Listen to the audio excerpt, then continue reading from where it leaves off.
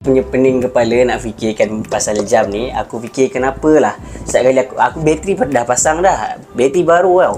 Lepas tu aku pusing tengok dia stuck dekat nombor 8 ni. Tak, dia tak bergerak sampai keseluruhan. Kenapa? Aku pelik macam.